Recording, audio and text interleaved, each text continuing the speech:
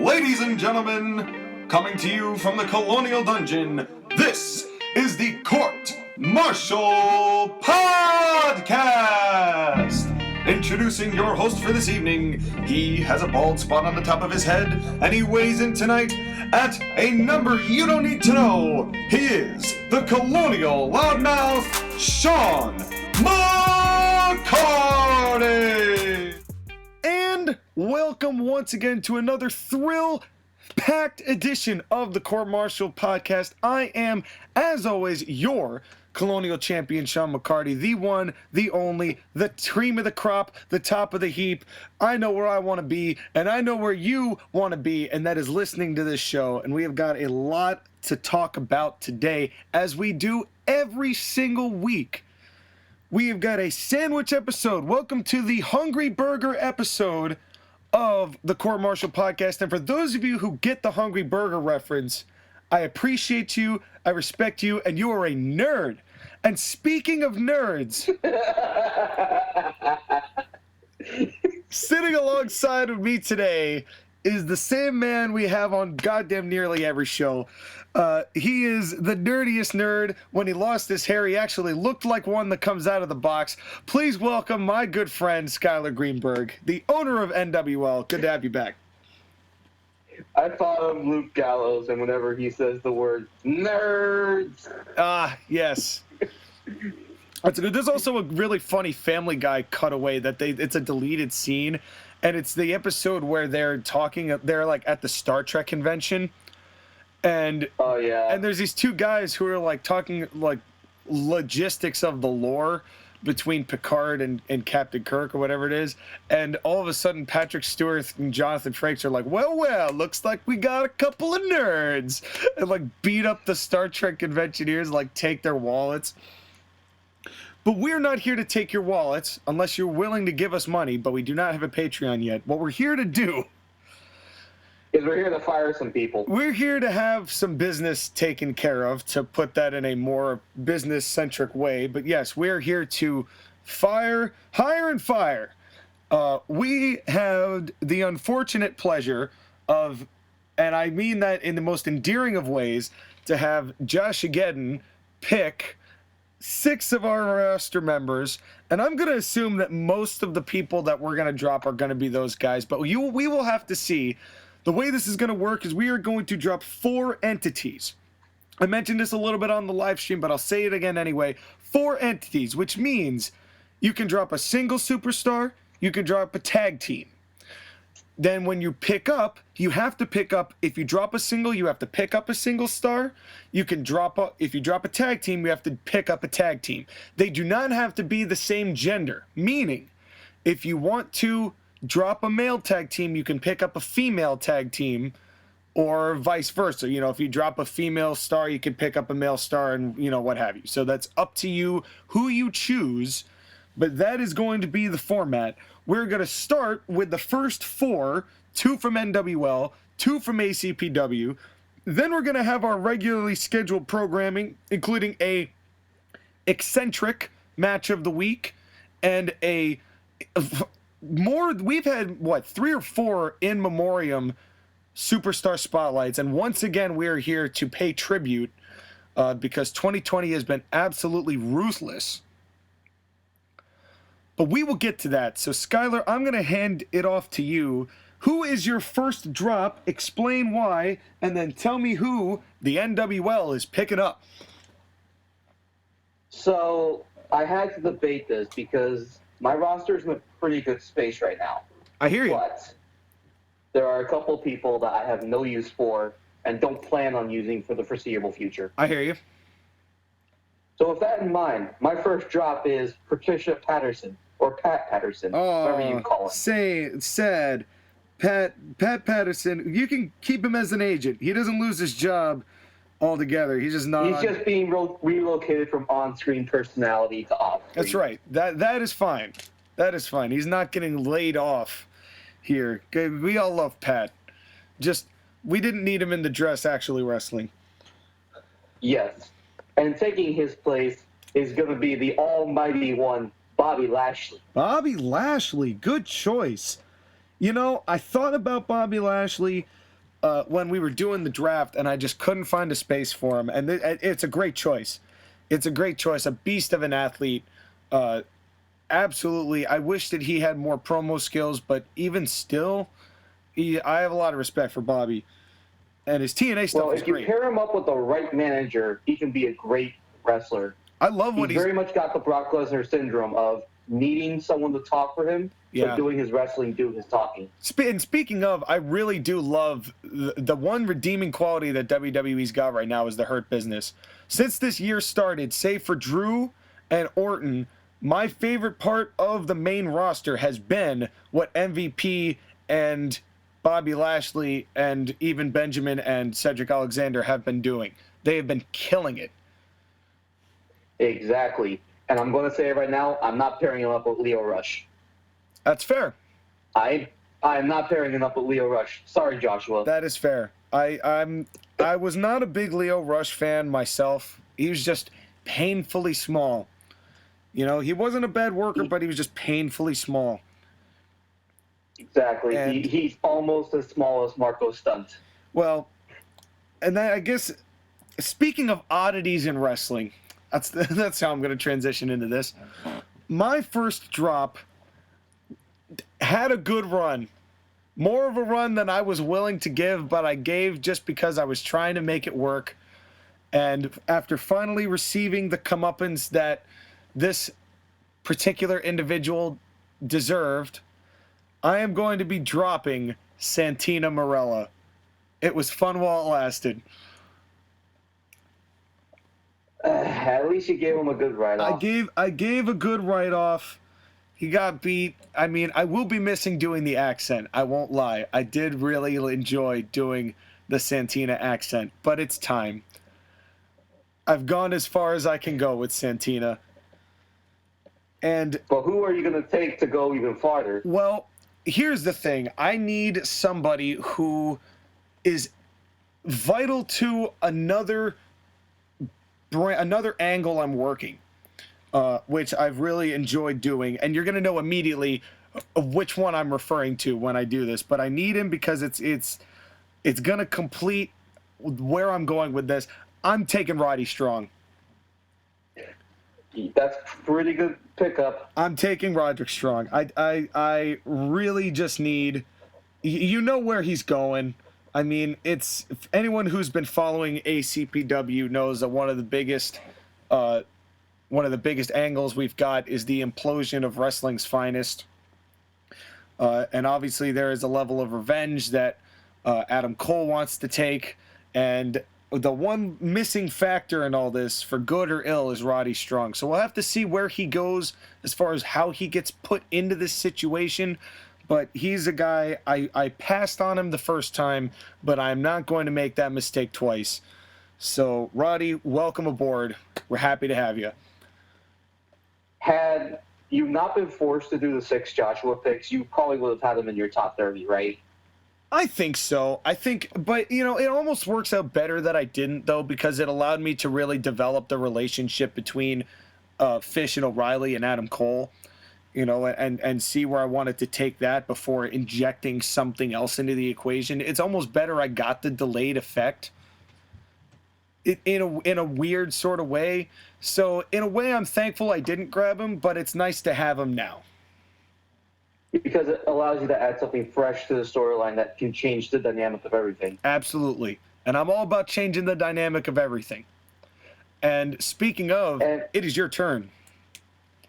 And speaking of, I have to change a dynamic that was attempted to be forced on me, and that dynamic was attempting to have a cruiserweight division. And I'm going to just tell you right now, Joshua, the cruiserweight division does not sell. I appreciate the attempt you are making to be PC by calling it a cruiserweight division and not what it was, which was for little people, and it was always meant to be a little people's division. Yeah. I've got no use for it. So, King Queasy, I'm sorry, but I have to let you go. King Queasy, who I hope is actually still alive, because I heard that he might not be. Well, then we will sorely miss you. Farewell. He's not our superstar spotlight. That wasn't who I was referring to, but Godspeed, sir. And who will you be taking But in replace? In his place is going to be someone who has really impressed me the last few months. And I think that he has a lot of potential, and he just needs the right push. Okay. And that's why I'm going to choose Apollo Crews. Okay. Apollo Crews. Nice to be, if he gets a little polishing as far as the promo is concerned, that white meat baby face, he's got a hell of a smile. That man has spent a lot of money on his teeth. Almost as much as Roman Reigns. It's just a fact. Almost. That's the amount of that Roman Reigns can spend on teeth is probably more staggering than we'd like to know. Moving right along, I'm gonna do this one because I need to do this one first. I wanted to save this for the end of the show because it's a shocker. But I need to make sure that I take them, and I also want to give you the opportunity, Sky, to take the people I'm going to drop. Because it's a shocking drop, and I'm going to explain why I'm doing this, because this is, anyone who knows me and what I like is going to probably look at me and go, what the hell is wrong with you when I say this, for who I'm dropping and who I'm picking up in response. I am dropping Sheamus and Cesaro. What? Listen. What? Listen. Here's why. I love these guys so much, but I do not have a spot for them.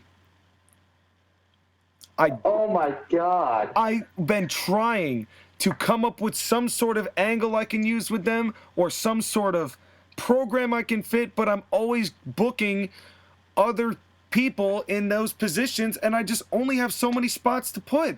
You know, on these regular weekly shows, I'm only putting 5 or 6 matches, and on the big shows, I'm putting 9, and I've already got, for the December pay-per-view, I've already got 9 matches, and I haven't even put everybody on the card I'm going to yet, which is actually a good segue, because you have to put, this is going to be a new rule, on the last show, or your main show, because I'm going to say November in your case, because you've already established that, you have to put every member of your roster on the card. In a match. Okay, I can work around that limitation. So I'm going to do it as well, and I know this is why this is so shocking, but I need to, and if you think that the bar is shocking, what I need to replace the bar with is a heel job team. A team that look like pricks, act like pricks, and get the crap kicked out of them on a daily basis. They don't need to win. They're not going to have matches that are 45 minutes long. They're going to have no control whatsoever, except what I tell them to do.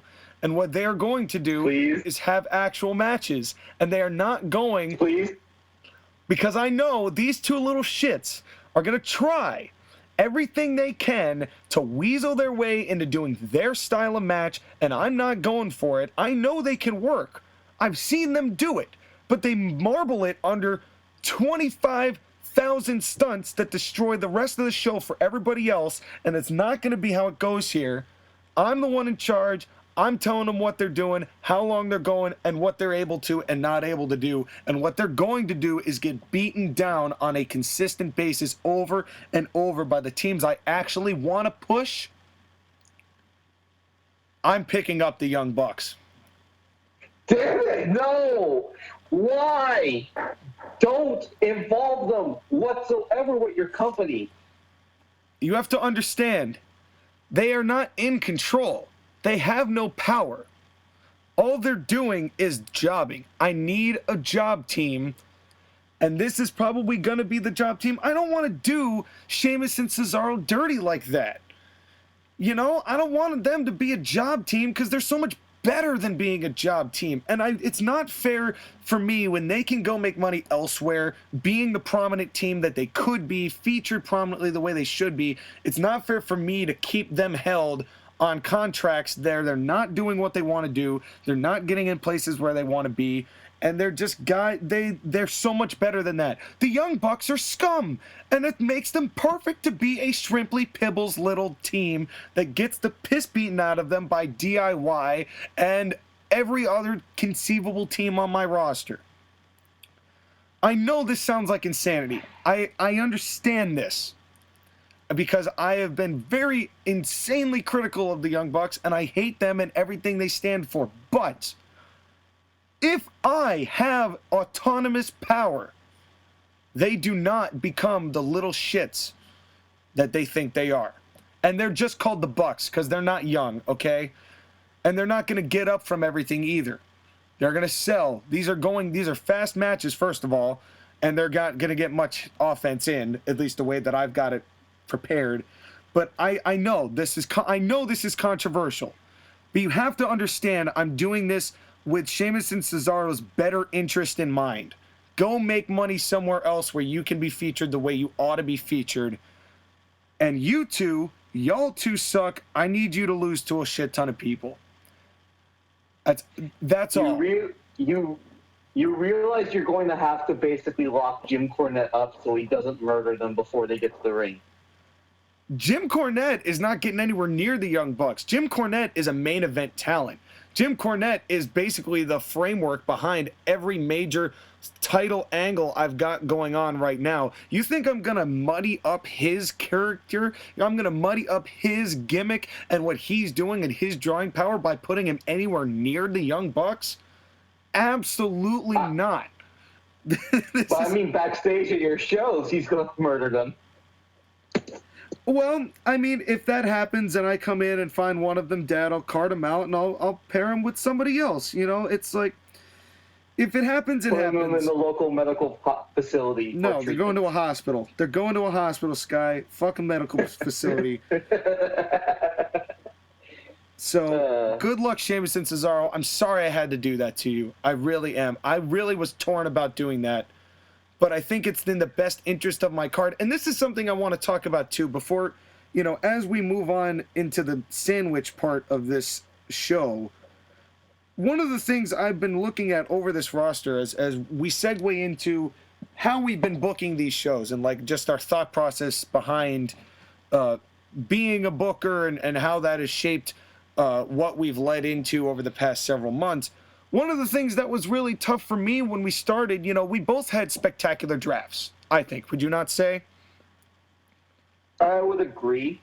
I think we had really nice drafts and, of course, Joshua's picks, which we made work. I think we made work. But I started looking at my roster, and I'm seeing all these big names and big talent, and I'm looking at it going, I can't push everybody. So there's got to be some people that I've got to drop or at least lower down the card in order to get the people I really think can draw the money over. And that's kind of where that thought process became, because my draft and my roster, unfortunately, had more star-studded talent than I had positions to feature those stars. I would agree with you on that. It's very tough to build an organized roster top to bottom that makes sense. Yeah. And will really,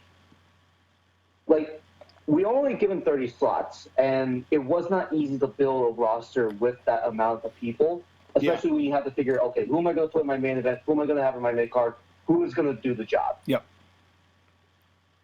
And it's hard because there's people who I have doing jobs that I really, really like, but I just don't see them as top talent. It's not that they're bad. It's actually on the contrary.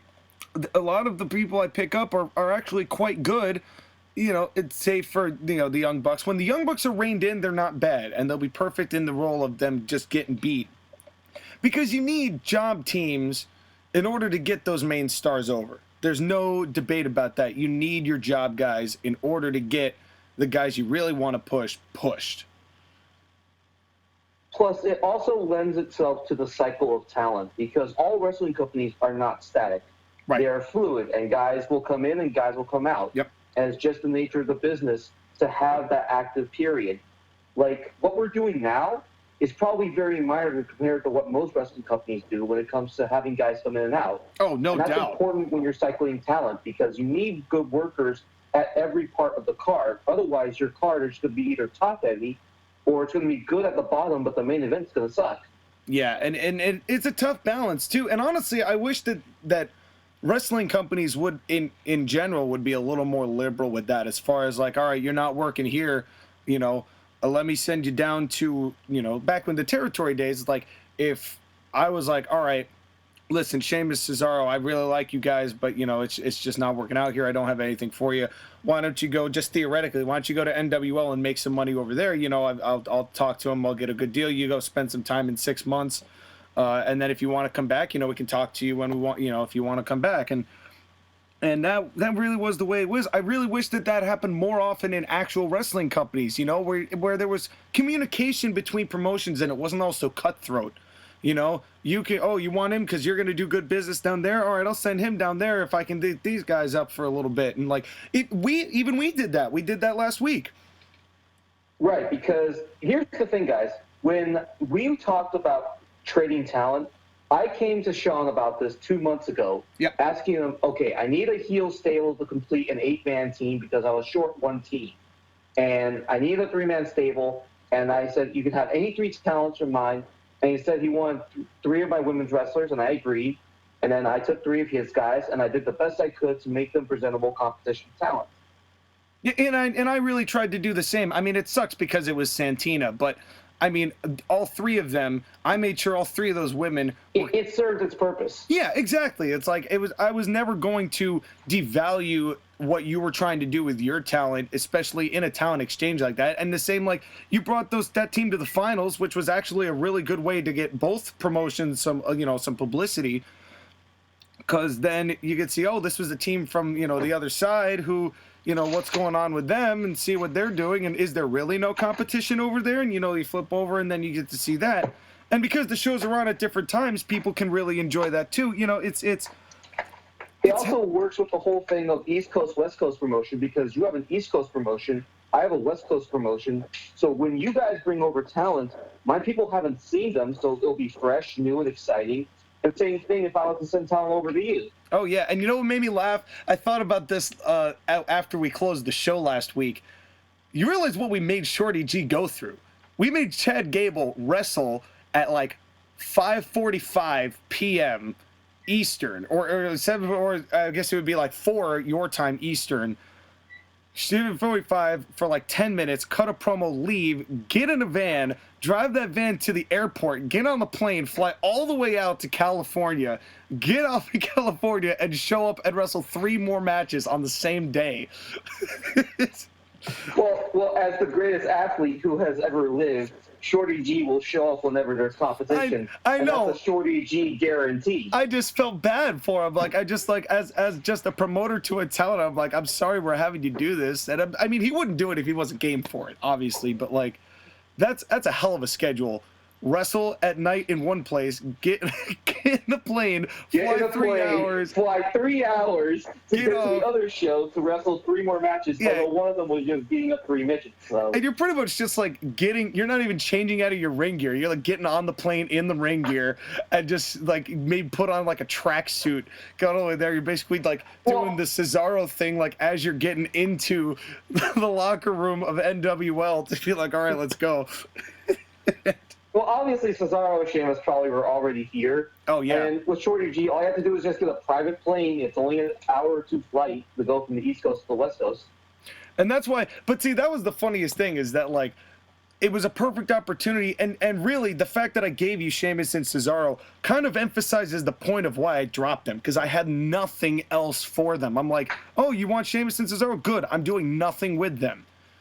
You know, it's helpful to be able to do that, because I'd be like, all right, go work for NWL. So if you do end up deciding to pick them up, I wouldn't blame you a bit, because they've already gotten some exposure on your television.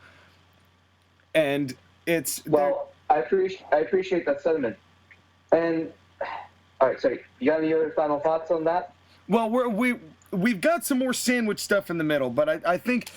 Take me through your process of how you've been booking these before we get into more of the picks.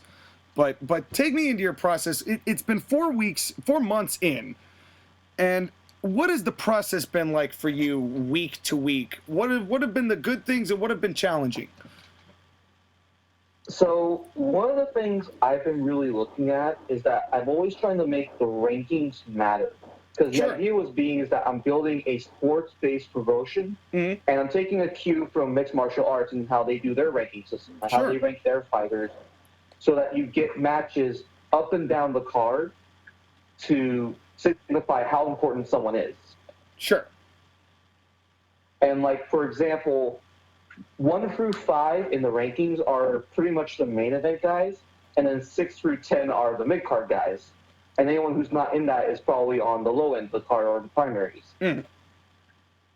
So I was always trying to build up to better and better matches, which is something I don't think most wrestling companies do anymore. They don't build with a card in mind of going from okay matches to good matches to great matches to your main event, which is supposed to be the best match of the card. Well, there's also an overall just lack of future, like long-term planning and booking nowadays anyway, unless they do it as a result of circumstance, which happens with WWE a lot. And then they're like, look at this 10-month storyline we made. And we're like, nah, you did that because you ran out of ideas. And you're like, oh, we could just randomly whip this together and make it something. So I feel you on that. It's worth trying to escalate what you're doing to get more people invested, and it's not easy to do. Like for example, look at the Becky Lynch Ronda Rousey thing building up to WrestleMania 35. The only reason why it got so big was because they were supposed to wrestle at Survivor Series, and then Nia Jax punched Becky in the face, and he couldn't get that match. Right. So then it was an accident that those women became the main event. Not that they didn't deserve it, but well, and if circumstances didn't happen the way they are, there would not have been as much demand for it. Right. And I also, just my one little side comment on that, it's almost better that Nia Jax took Becky out of that match, only because her getting busted open that night was an iconic image that really helped Becky get over in a way that really, I mean, it's just a shame that Charlotte had to be involved. I don't know why they couldn't have just had Ronda beat Charlotte, which would have been even bigger, and then just push that on. But in any event, it was helpful. I think it helped Becky get over. In everything. Yeah, but I do think it helped Becky get over still having that moment. So I want to ask you a question about your booking for a second. Yeah. And it will relate to mine.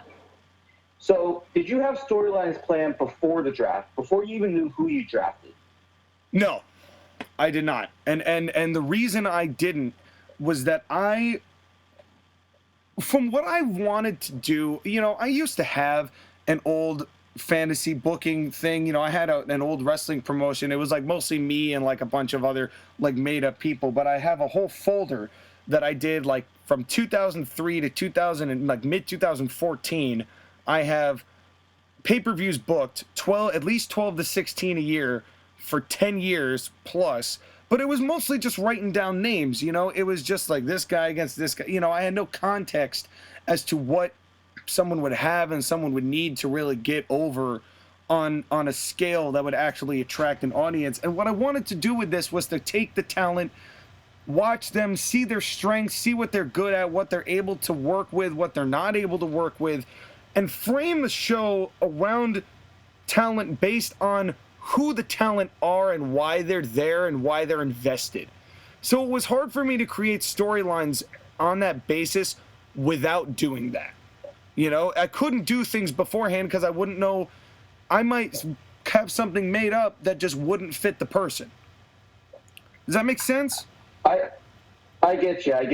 I'm going to be honest.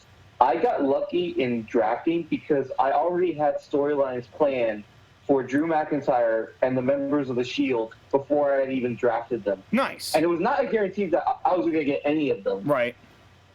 Yeah, I just happened to take mine in a totally different direction, which opened a lot of things up for you, I'm sure.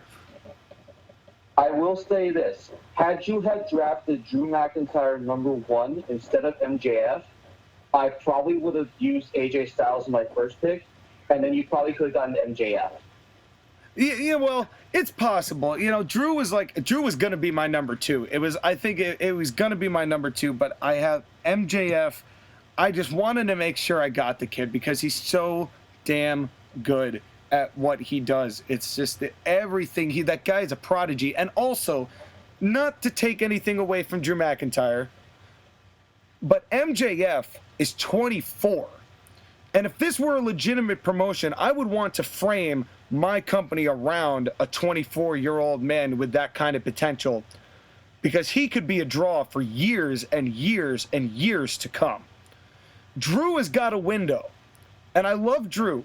I really do, and I think he's still going to keep going for a while. I'm not saying he's going to retire anytime soon, but he is also in his mid-30s now? Maybe a little even older? I have to double check that. I'm not sure how old he is. Yeah, we're going to have to fact check. He is 35. 35. I nailed it. All right, so, he's in his mid-30s. He's still got, I would say, another 10 years that he could go if he really wanted to, if barring any really significant injury. So it's not that you wouldn't get a lot of mileage out of Drew McIntyre, but MJF, if you were able to keep MJF to be a staple of that magnitude, he was somebody I could not afford to not have. Right. And I will say this, had I had drafted MJF, he would have gotten the push that I originally planned for Velveteen Dream until Velveteen Dream revealed himself to be a pedophile. Allegedly. And right now, I'm giving that push that originally was for MJF to someone else. And you'll find out who it is soon. Well, and I honestly feel for your roster because you had like 3 or 4 different people go down with that, with the speaking out movement. Yeah. You had quite a few people that you had to drop and pick up. So you've been consistently morphing your roster from the start. Right, but I haven't been making any major significant changes. The major one was getting Kevin Owens, who is fantastic as a heel. Yeah, and I'm interested to see what he's going to do going forward. Right. I have one final question, and then we can move on to our next segment. Yeah. If there was anyone on my roster who you could have had, who would it have been? Hold on, I got to go back and look at your roster here, because that was. Let's say besides Drew McIntyre. Besides Drew McIntyre, I would not probably. This is gonna sound absolutely bonkers, because I'm kind of determining that here in the Colonial Dungeon, I'm like turning into the mad scientist. So now I want to make something. I'm like trying to turn into the alchemy guy who's trying to take a turd and turn it into gold. You know who I would have taken? Who? I would have taken Kenny Omega. But here's why. They have finally gotten to you. Once again, my goodness, they finally here's why. Not because he's any good. Again, here's my thing with Kenny Omega. Okay? Yes, he is overly gyrating with the hands and the pointing and the stutter step before he starts to run and the rev up and all of that. Like, it's goofy. It's all goofy. But my gimmick for him would have been a low to mid-card heel, who is a guy who is like I don't want to say delusional, but he's like, in a land of wrestlers, he's a guy who's an artist.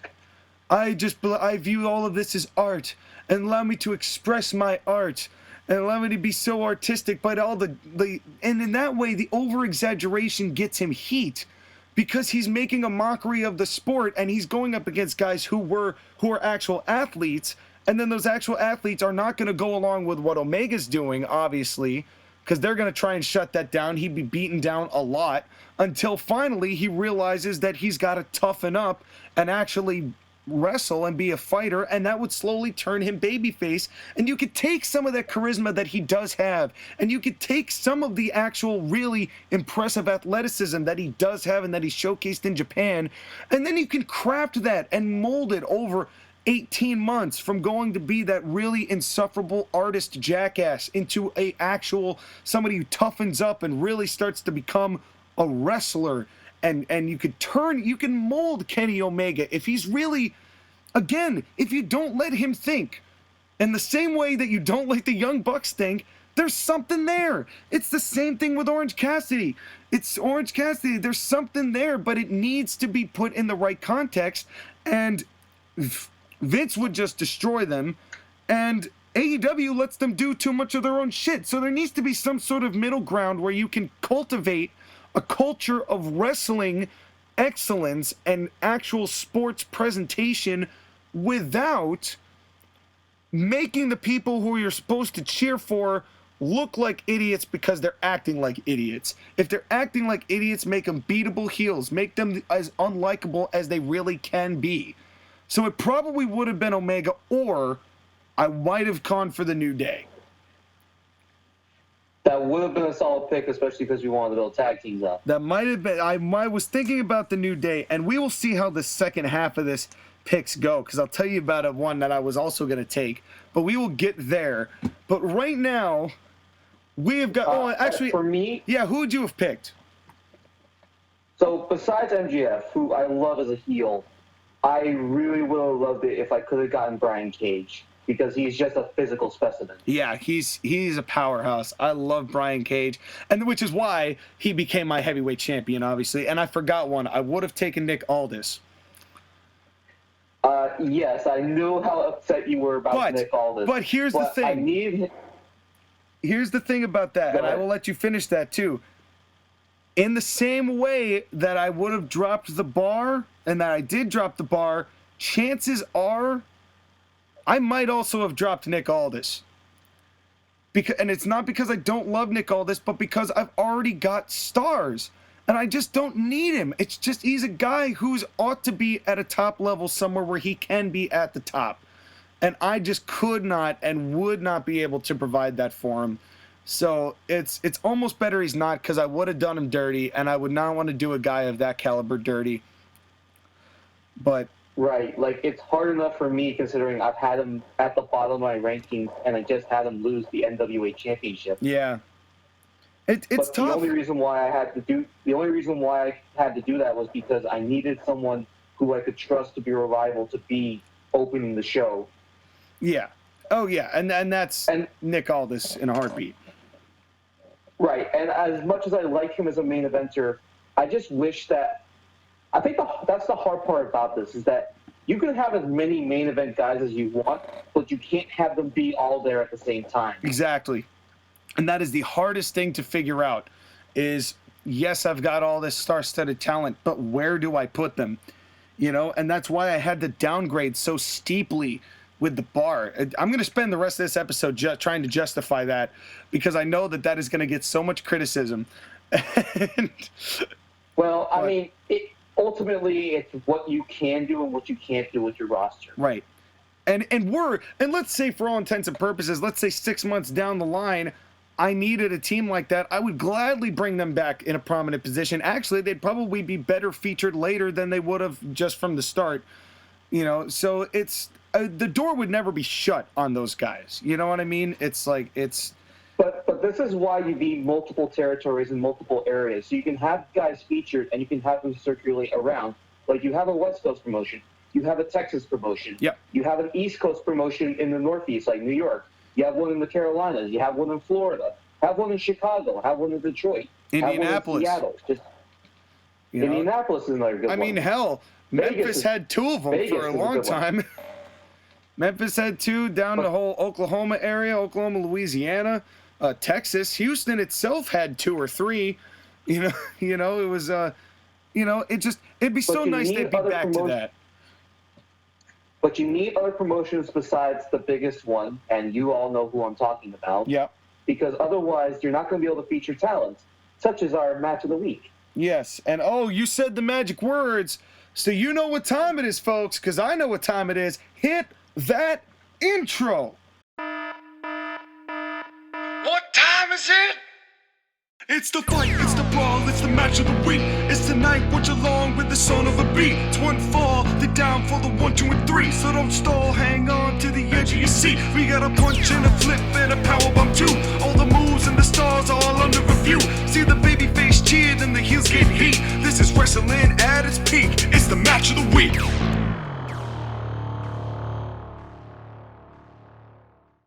That's right, ladies and gentlemen. It is our match of the week, and this was something. This this was a dog collar of retribution, or gallows chain of retribution, or Raven's Clockwork Orange. Blood gallows of retribution. There you go. It was a TNA gimmick match between Raven and Vampiro, and we all saw it on the live stream, but we're going to talk about it here right now.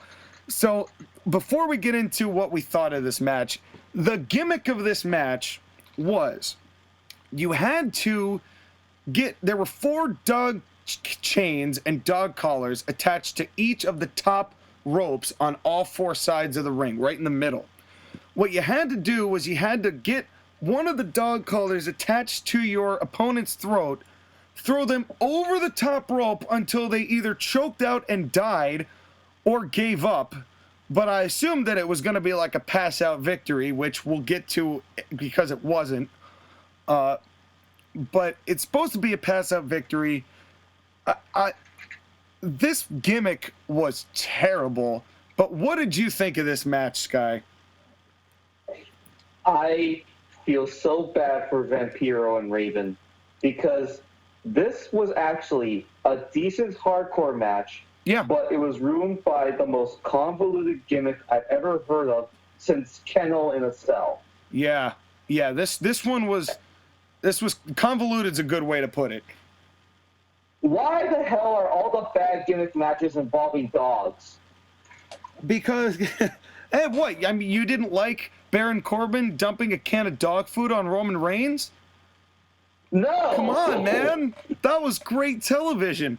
That was television that every man, woman, and child over the age of 6 would love to watch. Damn you, Vince Russo. Yeah, this was weird. First, I want to talk about Father James Mitchell. That dude is so underrated. If you see any of his work in TNA, especially when good TNA was going in, his work with Abyss, what he did here was but Father James Mitchell is a hell of a manager, and I wish that he got more respect and more recognition from wrestling community at large. Like, his mannerisms and his look are both extremely, extremely unique. Yeah. Like, he carries the vibe of a cult leader very well that most people don't carry. I would say almost better than Kevin Sullivan did. He was fascinating whenever the camera was on him. It was fascinating to watch him. Yeah. Yeah, his body language is off the charts. That purple suit was banging. I would have loved to have that purple suit.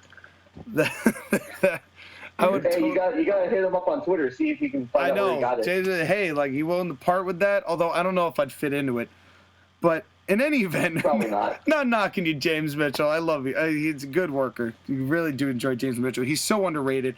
But this match, I like Raven. I like Vampiro. But for some reason, these two just did not have good chemistry in the ring.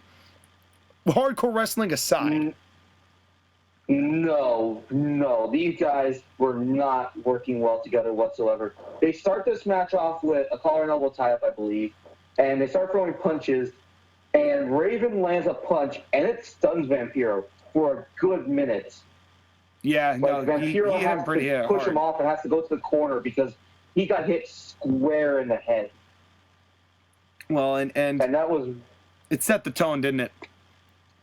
It set the tone. Yeah, I mean, and like these guys, as I mentioned on the live stream, these two were like, it does feel like a bit of a dream match as far as cult leader and like the vampire, like the dark aura that he has, and as far as the cerebral thing that Raven has. And like Raven was the baby face here going after James Mitchell and Vampiro, and he wants to get his hands on James Mitchell, but it's got to go through Vampiro in the weirdest gimmick match possible. These two, did you not find it weird that if this was supposed to be a blood feud with a hardcore match stipulation, does it not seem weird that they kicked this off with wrestling? It did, because it felt really awkward. I don't know what it was with it, but it just did not feel like it was set up. Like, they should have just come out guns a-blazing. Yeah, and these two... They started with chain wrestling. Yeah, and I know these two. I know they can both work. I've seen plenty of matches, but with them and other people where I know that they can actually wrestle. But this was just not the time or place for that. It was time to kick some ass and throw your opponent and try to strangle your opponent. And it just, the wrestling seemed so out of place here. Then they did the drop toe hold spot. Of course, Vampiro got juice. I was reminded how much I like the face paint on Vampiro because it just accentuates the blood and just further, like, it adds an aura to what's going on with him. And I think that was a brilliant move on Vampiro's part to assist him getting over. And I know you're going to hate me for this. Maybe. But when I saw Vampiro with the face paint on, my first reaction was, is it me or does he kind of look like Darby Allin's dad? That's what I felt like. It's like Darby Allin, I now know what his influence is. It's Vampiro. He's trying to be Vampiro. I would think so, but I don't know how much Vampiro skateboards. Joins blood cults, yes, but skateboards, yeah. but it's kind of true. He honestly, you should catch some Lucha Underground because the things that he did with Pentagon Jr. are tremendous as far as that kind of idea. I know. I watched Lucha Underground and I enjoyed the work that Vampiro did, and it was kind of cool to see Vampiro in the younger days when he actually could physically keep up with guys, which I know he did his best in Lucha Underground, but at that point he was just an old man. Yeah, I mean he's what, 50? It's no, not a knock. I mean, it was a fun hardcore match. I mean, they cut it down to make it look presentable, but it's this Vampiro, you don't realize just how athletic he is. I mean, those spin kicks looked great. The one he did off the top was really good looking. Oh, that was fantastic by Vampiro. And dude, that dude is super lucky he didn't break his ankle doing that because he landed so awkwardly on that foot. I don't know how he maintained his balance enough to actually time that well. Just experience and stamina. Yeah, it was impressive. And then, of course, Raven gets juice. They fight back and forth. The crowd is into this one.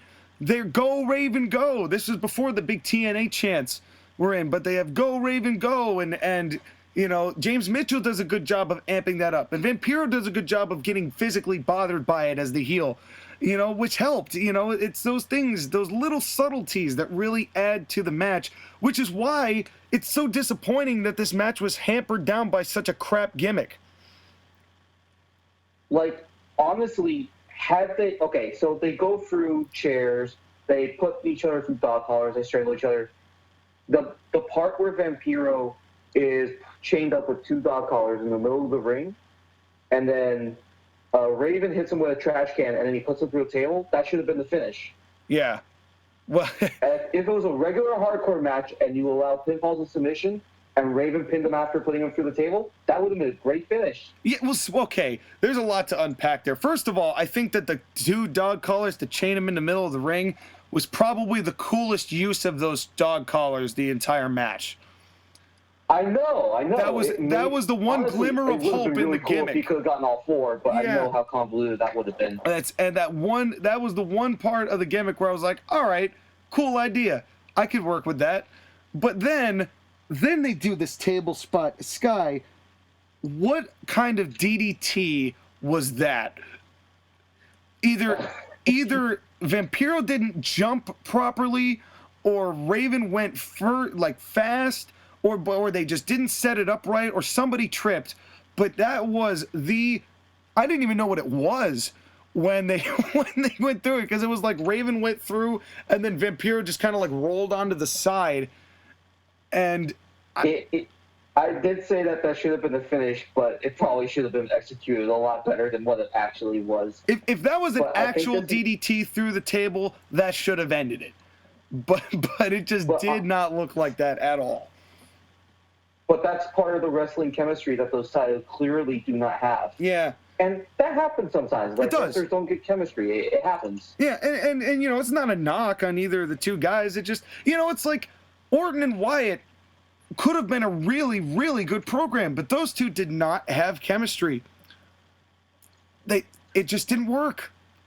It just didn't work in the ring. Another one is like Kevin Owens and AJ Styles. Like, those 2 are both great workers, but their feuds just never meshed well. Yeah, it's the weirdest thing. And it just happens, you know, it's part of the business. And this is where, you know, I feel for Raven and Vampiro, because you could tell they were trying hard. You know, you could really tell, but it's a tough gimmick.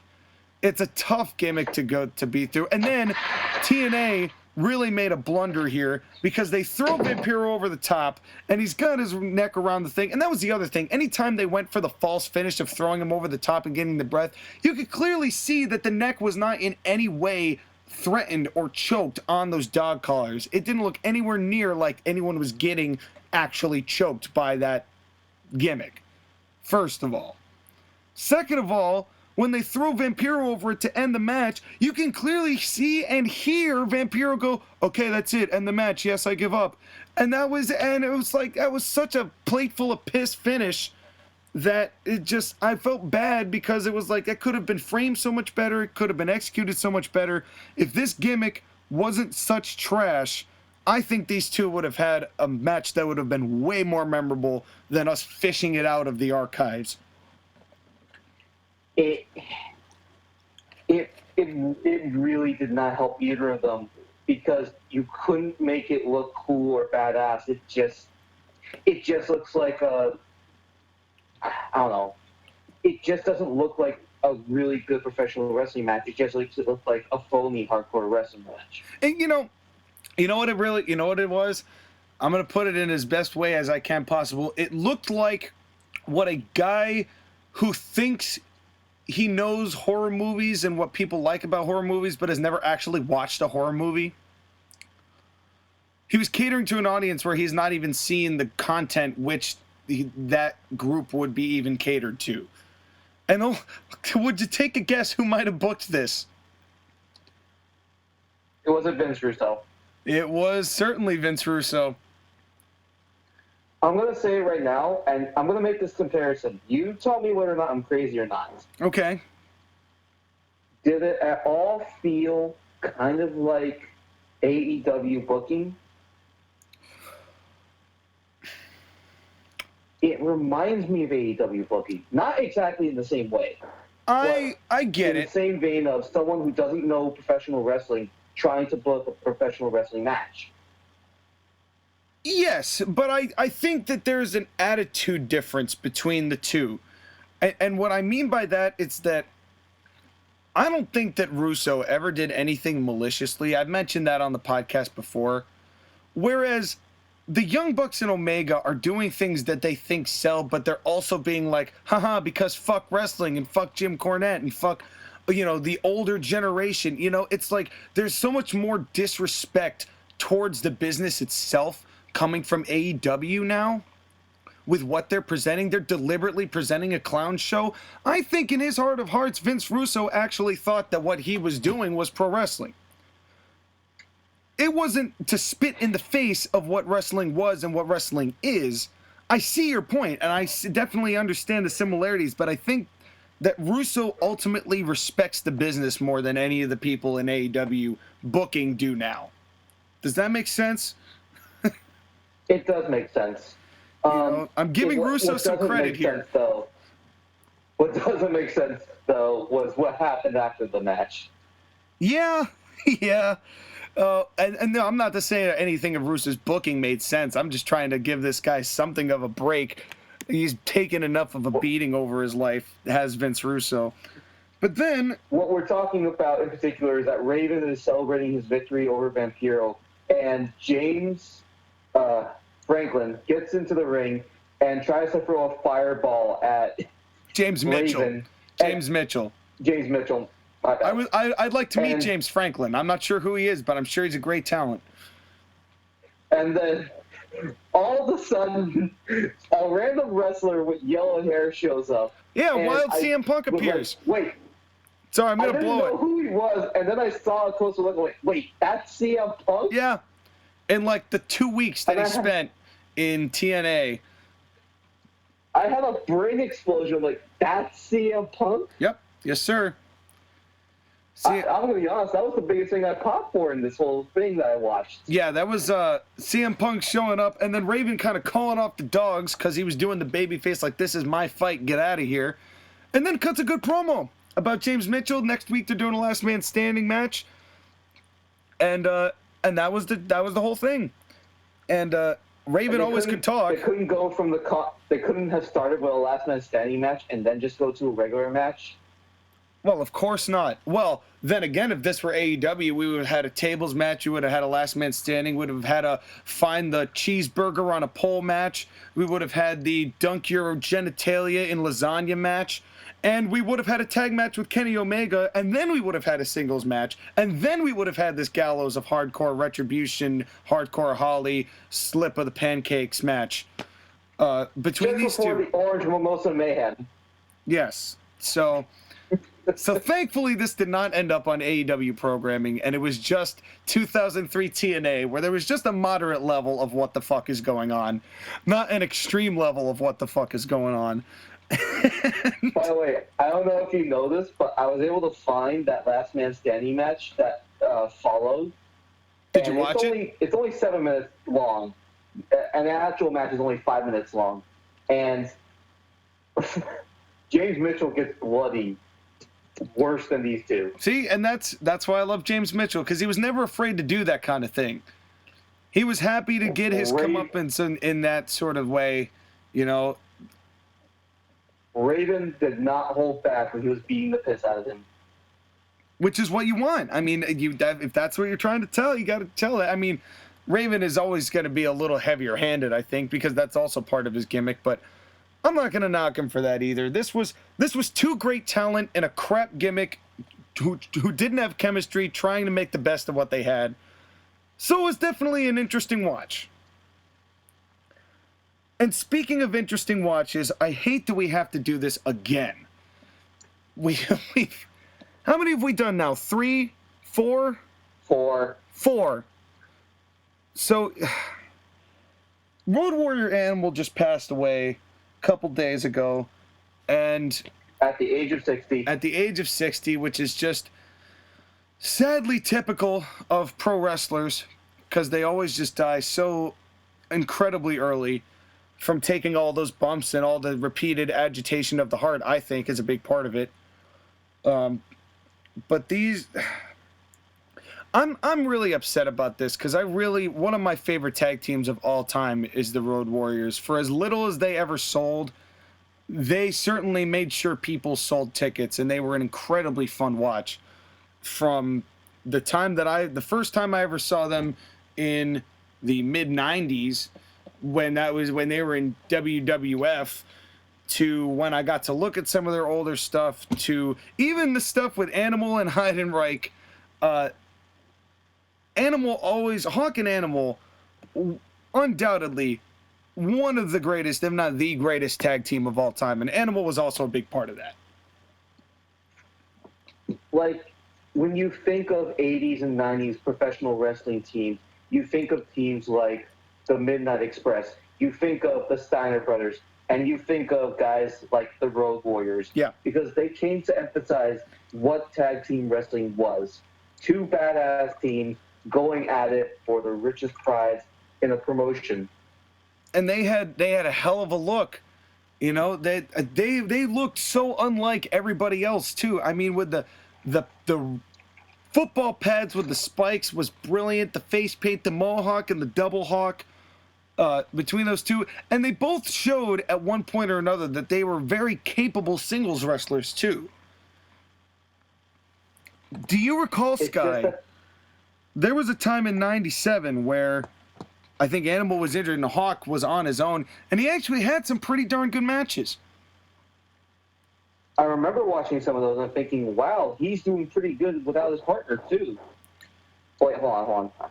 And, well, and also... Ignoring this AEW news. Okay, continue. Okay. And so, but Animal, I mean, he went everywhere. I mean, Hawk went out to Japan, and then Animal kind of did his thing on his own. And then there was the new, when Animal and Draws did their thing, and Hawk was killing it in Japan, and Animal and Draws became the new Road Warriors. And God, I feel so bad for Draws. That'll be another episode. We'll talk about Darren Dresdov.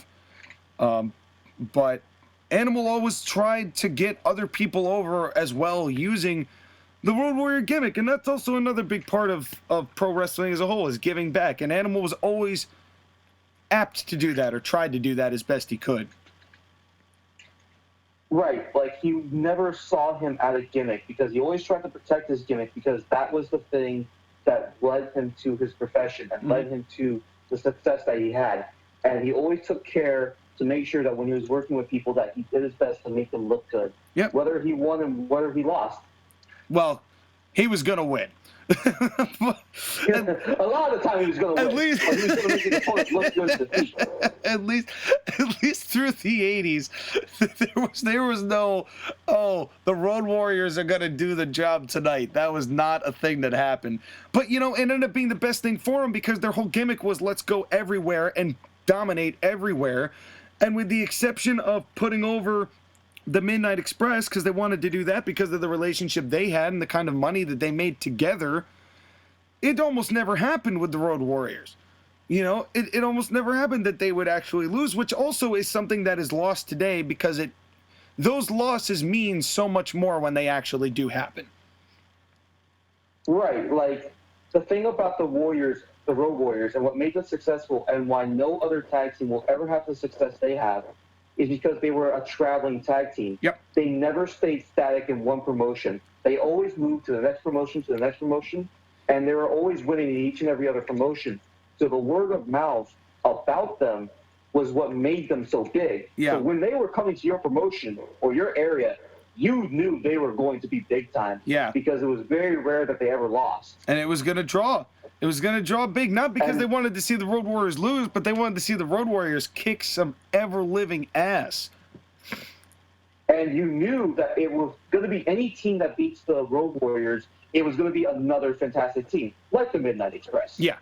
And there are matches there's one particular one, I think it was Starrcade. They had the scaffold match, of course. They had the one they had with 86. I think that was the one where Cornette busted up his knees. They had one with that, but he also there was another one, I think Starrcade 87. He and the Midnight Express, Cornette, that is, and the Road Warriors, that ended up being great. That actually had an over-the-top rope disqualification finish, but you still enjoyed every second of it back when you could do that kind of thing and people wouldn't just dump on it. The Road Warriors... Well, they wouldn't immediately go, okay, that collar and elbow tie-up was bad, that Irish whip was bad, that punch was bad, that sunlight, when people were being too hypercritical. The punches... You just lose yourself in the wrestling match. The punches of the Road Warriors were never bad, but some of the actual wrestling moves they did were kind of bad. But it didn't matter because they were all about just throwing people around. So that's what they did, you know. It was at a time where you didn't have to cross-examine every little technical ability of these guys. You just see them come in, whip some ass, and leave. And Animal was always the comeback guy because I'm pretty sure Hawk almost always got the heat and then gave it to Animal, and then Animal would come and clean house. Everyone always fed him well. And he, in turn, made sure that they were legitimately well-fed because a lot of times the Road Warriors were the top of the card and they were the ones drawing the money, drawing the big money. The best drawing tag team of all time is the Road Warriors, no dispute. Well, at least of the 80s and 90s, not going further back in time than that.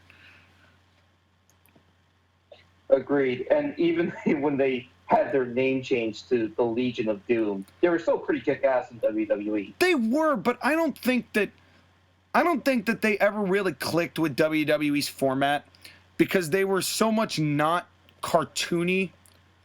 You know, they were there. Yes, they were in the football pads and had the face paint and stuff, but they weren't over-the-top, gimmickly cartoon characters in the way that a team like Demolition was. You know, or the teams that they had. And I'm not even saying, like, obviously I love the Hart Foundation, but even still, that overly cartoonish style of WWF didn't fit the Road Warriors because there was so much more grit to them. And I also think that's why they didn't really work well, did the Steiners in WWF, because I think that they were, in a very similar way, were far too legit for what Vince was really trying to go for.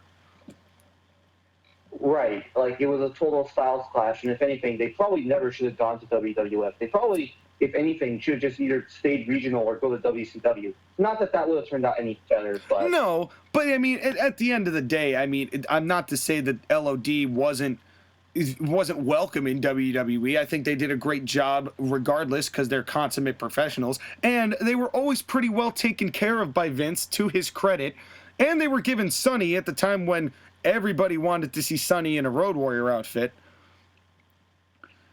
Not so much now, but at the time, I mean, yeah, at the time.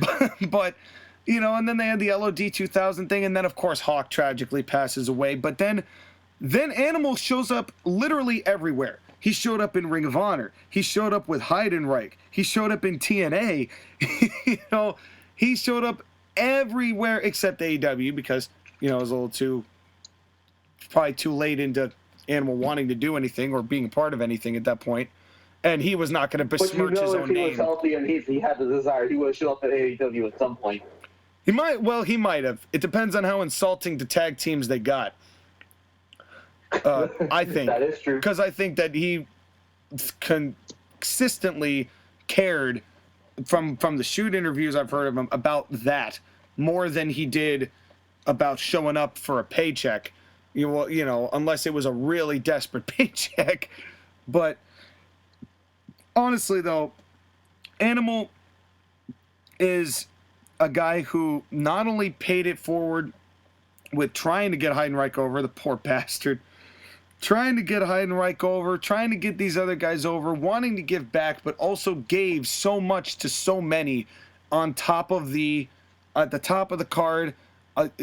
He's a guy who I have a tremendous amount of respect for. That wrestling ring in the sky, as they say, look out. Because the Road Warriors are reunited. And rest in peace, Animal. We're going to miss you, man. It was unfortunate when he was taken when he was, because the day before he had just celebrated his anniversary with his wife. Yeah. And to your family, I hope that they are able to... My hopes and prayers are with his family at this time. Yeah, it's to the Road Warrior Animal and to the Road Warrior Hawk, what a rush! Yeah, hell yeah. Hell yeah. We're going to miss you guys. But they've got a legacy now that is transcendent of their lives, and they were always going to have that. They were always going to have that. Easily the best tag team, or one of the best tag teams of all time, bar none. And now we are going to brighten the mood and continue through. We are now at the tomato part of the Hungry Burger, so we are about 2/3 of the way through the card. Pun intended. Again, for those of you who know that reference, you were a nerd. But we are now at the point where we're doing more pickups and drops. And it is my turn to start out the second round. Now, how are you going to shock us this time? Well, nothing. I will say nothing is going to be as shocking as dropping the bar and picking up the Young Bucks. There's going to be nothing that close. I blew my excitement wad in the first half, and now in traditional Tampa Bay Buccaneers fashion, I have to ride it out until the end and hope you don't steal the momentum. Well, it's okay, because as a 49ers fan, I'm just going to tear my ACL.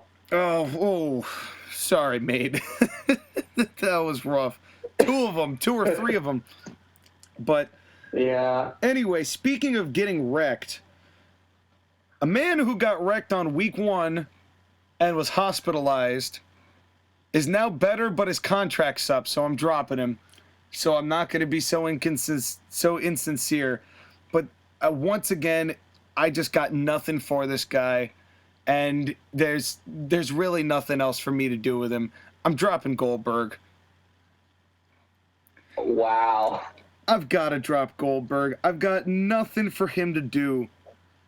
And you could have him job like he's supposed to. Yeah, but what are you gonna have, 2-minute match? That would just look sad. If I jobbed out Goldberg, I mean, I think his allure would be lost like immediately. He wouldn't be helping anybody get over. Depends on if there was any allure to begin with. Well, Well, after Jeff Cobb demolished him, that was probably the only. No, there wasn't. That was probably the one and only person who could have gotten any length out of kicking Goldberg's ass was Jeff Cobb. And I think once that came and went, that was pretty much the end of it. As far as Goldberg. So I've gone my course with Goldberg, and now I need another low-card heel guy who I can job out to higher talent. He's good, so if we need him to job to the stars, we can do that. And he's only going to get better, and he's another young guy. I'm going to take Sammy Guevara. Oh, you better not let him be anywhere near Matt Hardy. I swear to God. Nope, I will not. I will not. Sammy Guevara is a single entity who is going to be in a similar position as the Young Bucks, at least from the start, as far as getting beaten. I need a heel job guy. I have so many babyface job guys. I need more heel job guys other than Orange Cassidy. And I think Sammy Guevara can get a much better match out of some of the people who I'm also trying to push in that way. So Sammy, welcome aboard. You got 3 weeks. Just don't have him throw any chairs at people. No chairs. No chair throwing. No DDTs or spears off a forklift onto a table and then missing the table. I'm booking better than AEW's stupid spots. That's a guarantee. No doubt. So for my next move, I'm going to drop another little person or cruiserweight, depending on your preference. I'm dropping Dink the Clown. Oh, poor Dink. What is he going to do now? I have no use for him whatsoever. I hear you. He had to go. And instead, I'm going to add to my women's division because I need another women's wrestler. Okay. After all, if you have 6 women, is it really a division? Oh, well, it's how the SmackDown women's division started back in 2016.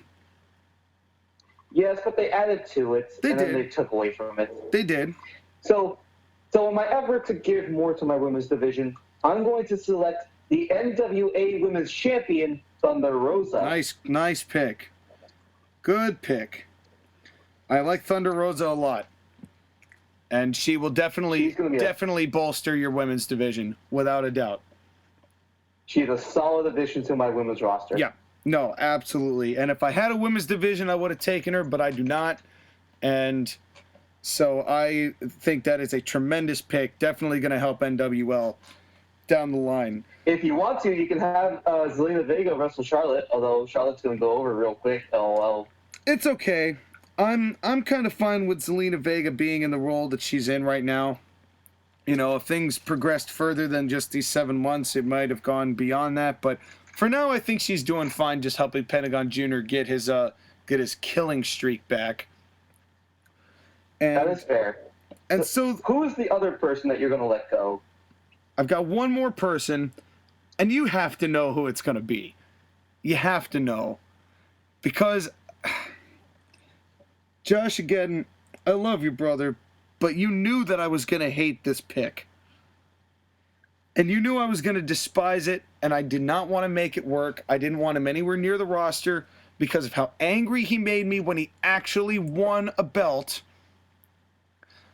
But you made me sign this guy so that I could book him in. I don't know what you were expecting me to do with this guy, but I did the best I could.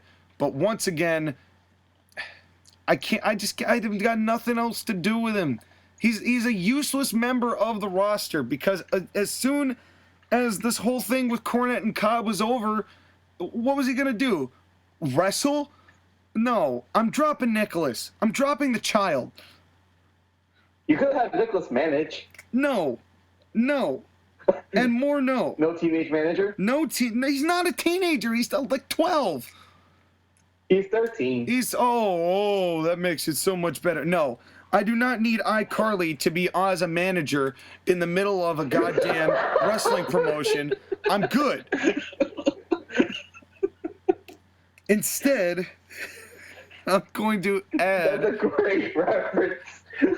I'm going to add a much more badass wrestler into this group. Now, I was going to not take this person because in the same way that we've got star-studded power and like sometimes there's too much talent to book in a prominent position, I have got a way that I'm going to figure this guy in, and you may not see him immediately show up on TV, but that's going to add to the allure of this man showing up in ACPW at some point.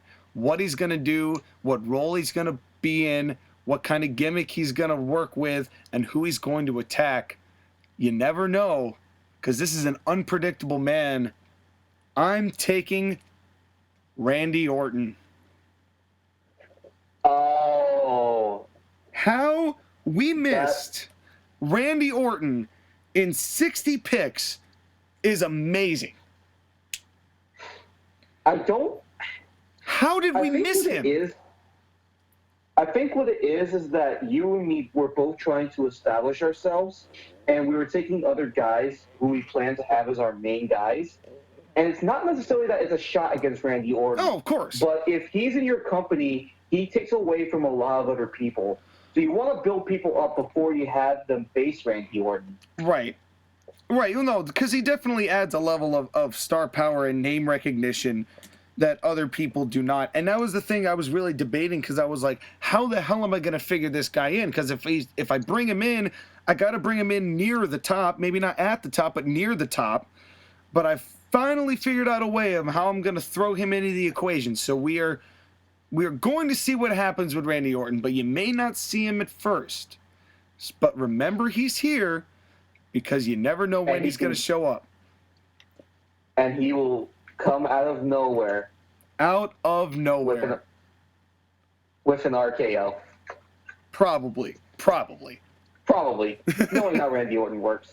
Yeah, that's the... can't make a dog change its spots. Think about that one, Internet fans. So this is difficult for me because I had someone I was going to pick, but then I heard you and your first reaction, and I know what I have to do. I'm dropping the Latin Express or Lucha House Party, Kalisto, and Gran Metalik, and I'm picking up the Bar. I'm so glad. Honestly, I'm so glad you're taking them. I'm glad they're going to show up at a place that actually is going to respect them, and that's honestly why I did that first, because I wanted you to have the opportunity to get them, because they're so good, and I felt so bad dropping them, and they deserved a spot elsewhere. They've already got the exposure from the king of I almost say king of trios, from the Hart Foundation Cup. Hart Foundation Cup, you uncultured swine. From the Hart Foundation Cup. I didn't say it all the way. I'm just uncultured. I am not a swine. I'm a human being. I'm the best human being. I'm a better human being than anybody ever of all time. But okay, please do not sound like that guy. But the Bar, I'm glad you took the Bar. They add so much as a tag team, and it really adds to my division. And do you want to know who originally I was going to drop in Dave? Yeah, I'm down. Originally, I was going to drop Hornswoggle because I don't need him. Right. And I was going to add someone who I'm not that high on because there's something missing from him, and I want to see if I could try and draw it out. But I was going to take Finn Balor. You know, it's funny. I thought about Finn Balor myself,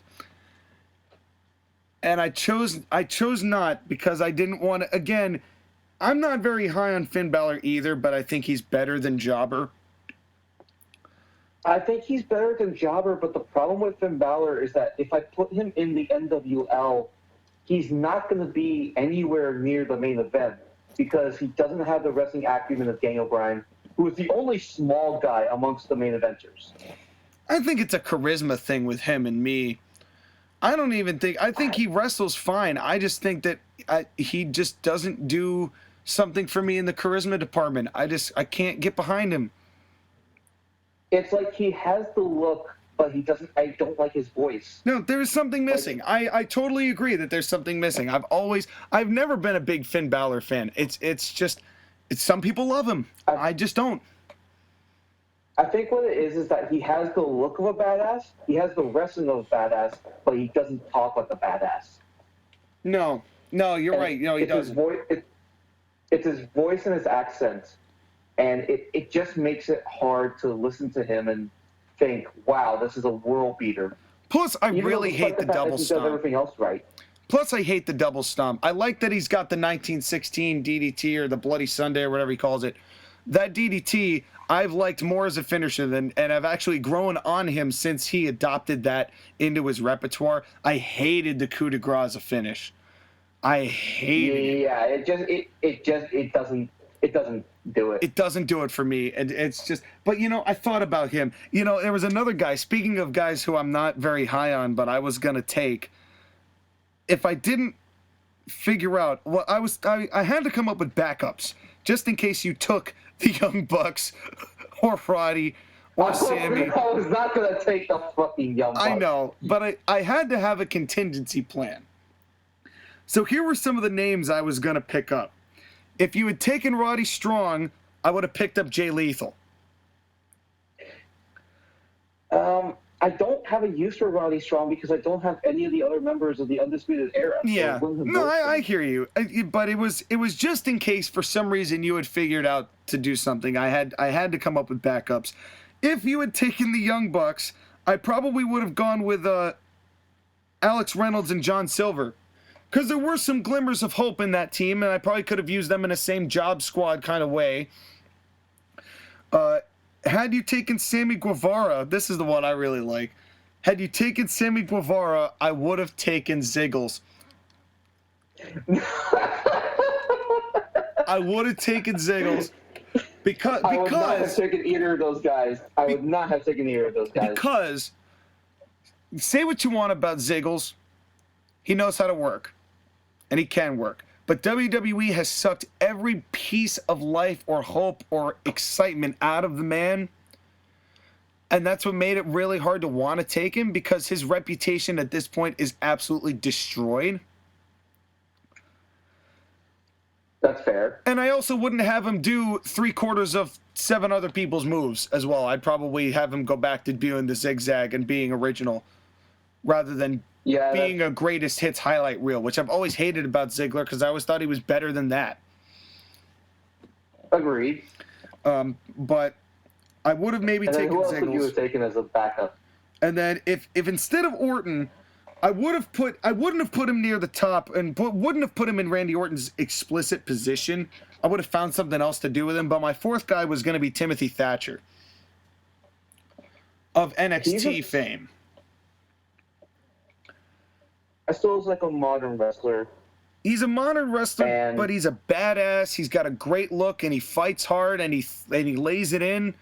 And I thought he looked great against Finn Balor, speaking of, at the most recent TakeOver. That was a fun match. I've always liked his work, even before he showed up in NXT. And having a badass that looks like a badass and can fight like a badass is right down the lines of what ACPW is all about. So I would have probably picked him up had I not gotten the Viper. That's fair. As far as backups for what I had, I was planning on dropping a tag team, but I was going to pick up Private Party. Yeah, I would say the Bar is a pretty significant upgrade. because I wanted to have kind of like a jobber face team, and I already turned Grand Metalik and Kalisto to heels. Yeah. But the Bar is just too good, and I had them as my third tag team, and I was upset that you took them in the draft. Yeah.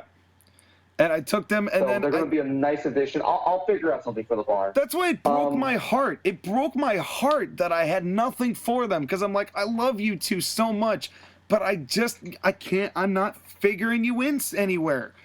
And they're so good, but I am genuinely happy that you took the Bar. They deserve to still be talked about and featured on this whole booking thing back and forth. But yeah, I'm glad to take the Bar. If you had taken either of Bobby Lashley or Apollo Crews, I would have taken Cedric Alexander or Shelton Benjamin. Fair. Because I'm planning something. Fair. I'm planning something with those guys. Okay. Well, it's funny. Speaking of, there was another one that I was thinking of doing, and if I weren't specifically looking for a heel job team, I would have loved to have taken these two because I think they're a great babyface team, and I would have reunited an old classic. I would have reunited Lethal Consequences. Jay Lethal and Xavier Woods. I wanted to do it. That would be an interesting team. I wanted to do it, but I just didn't have the spot. And who knows, maybe in another draft, in another time, we will get the chance to toy around with them a little bit. But here's a question I want to pose to you guys, and to you, the listeners of the Court-Martail podcast. Yes. Do you want us to continue our fantasy wrestling program once a month in 2021? We are scheduled to end this in December, but would you guys be interested in us continuing this? It's a thought. Continuing with our companies, maybe doing a change of rosters every 3 months. Yeah, it's a thought. We will see what we do, doing kind of this pickups and drop-offs idea. If we feel so inclined, we'll see whether we finish it. But right now it's scheduled to end, and let's see how far we get with that.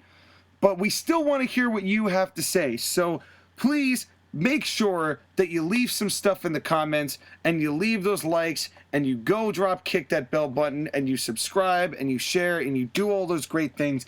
And it is at this time that we have to take our first commercial break. When we come back, if you recall the deal, if we get 10 likes on this video or the live stream, if we get 10 likes on them, not combined, but individually, one video gets 10 likes, we will watch Night of Champions and review it. But if not, we're going to have a new match of the week, we're going to have a new Superstar Spotlight, and more to talk about.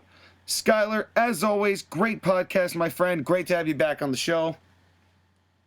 Thank you for having me, Sean, and thank you to the Court-Martail podcast listeners. As always, and I, of course, am your Colonial Champion, Sean McCarty, and we will be right back.